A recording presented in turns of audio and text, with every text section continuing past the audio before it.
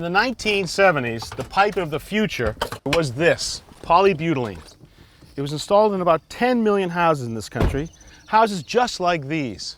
Very popular in 3 areas, the Mid-Atlantic states where we are today in Raleigh, North Carolina, but also in the American Southwest and the Pacific Northwest. Well, by the 80s, there were problems, big problems, and the pipes started to leak from both the pipe and the fittings, and a new industry was formed, replacing all the pipes in these houses. Jeff Falls, our local plumbing expert. Good morning, Jeff. Good morning, Richard. How are you? Nice to see you. Good to see you. Now, you are a licensed plumber, but you have a particular specialty. Oh, yes. We replace polybutylene. That's all you do. That's all we do. In the past 12 years, we replaced it over 2,500 homes. That will keep you busy, It won't it? sure will. And Tim is our homeowner. Hi, Tim. How you doing, Richard? How long you been here? About a year.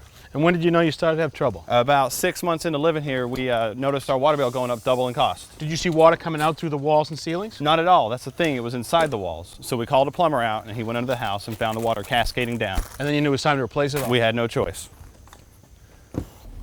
There's no basements down here in Raleigh? We mostly have crawl spaces in this area. All right, so what'd you find? Well, we came down and looked. We've already found about 5 leaks on this polybutylene pipe already.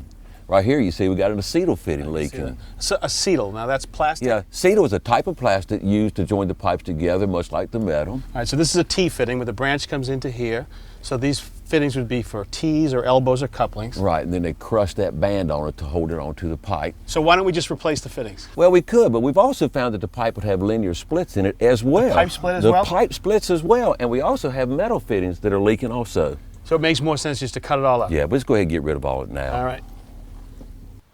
But people don't realize that part of the expense of this job is not just the pipe and the fittings, but it's the time it takes to open up all these walls and ceilings to get at the pipe. That's right. This is Lawrence. He's not only a great plumber, but he's an expert at putting the drywall back. He sure is. You see how he's cutting nice, neat, square holes, so when he puts this back, you'll never know we've been in here.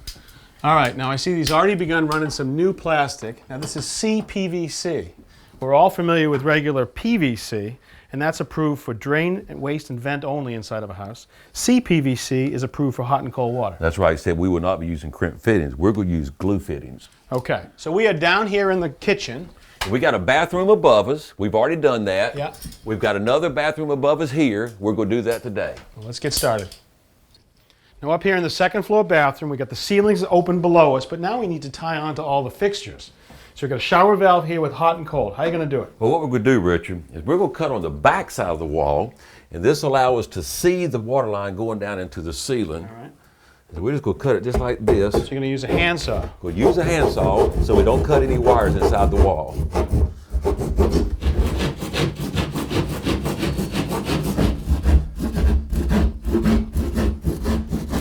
Like a surgeon. Now you can see your pipes.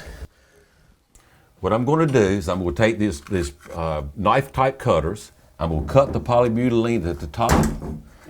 I'm going to cut it a little bit lower and bring it out. All right, good. And now we're back down in the kitchen. We got everything disconnected upstairs, so now we can just get rid of all the polybutylene hanging around the ceiling. Yeah.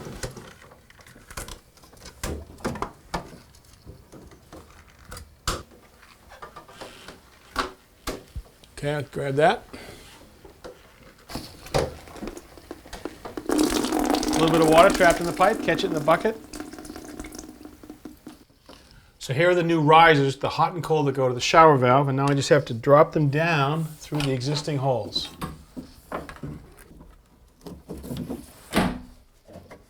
All right there. The guys have roughed in new risers from that crawl space. Here's the cold water feed, and this is the hot water feed. You notice they come up to T's that branch 2 ways. To one of the upstairs bathrooms right here, but also over to our new work. And I'm going to continue this cold line over to my master toilet, continue the hot and cold as well over to the master shower. All right, so we ready to glue that now? I'm ready to glue it up right now. Good. We'll take this T, I'm going to glue it into this pipe. I have to glue all 3 ends, and I have to put glue on each end of the pipe. And once you've saturated the ends, you don't over glue, you just enough glue to make a nice smooth bead. Push them together, get them straight. I have to push them together and hold them tightly for about a second or 2 so they stay together. And then we'll continue to get the hot line over to the other shower. Up here on the second floor, we need to tie into this existing shower valve. Now, no matter what type of plastic you run, sooner or later, you're going to need to tie in to a brass fitting like this. The fitting that was on it was this: solder connection on one side by polybutylene crimp on the other. Superheating it, we could then remove it from the valve. After that, we cleaned it with an emery cloth, and then we reinstalled a female adapter. Now, once that female adapter is installed, it allows us to make our final connection, which is this: a threaded adapter on this side that goes into the female, and on this side, a CPVC glue connection.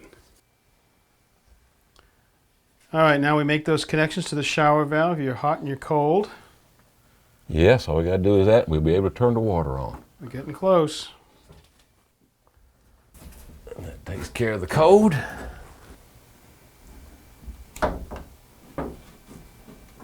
That's the hot.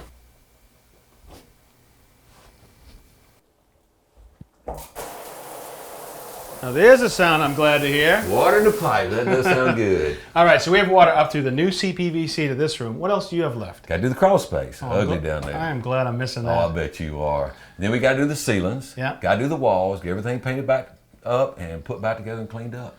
All right, now is there enough business around here for you to keep doing just polybutylene replacement? Well, unfortunately, there's about 150,000 homes in the Raleigh area alone that need to be done. So you'll be busy. Yes. Well, lucky for them, there's companies like you that do such a great job and do the whole thing. Thanks for watching. This Old House has got a video for just about every home improvement project, so be sure to check out the others. And if you like what you see, click on the subscribe button to make sure that you get our newest videos right in your feed.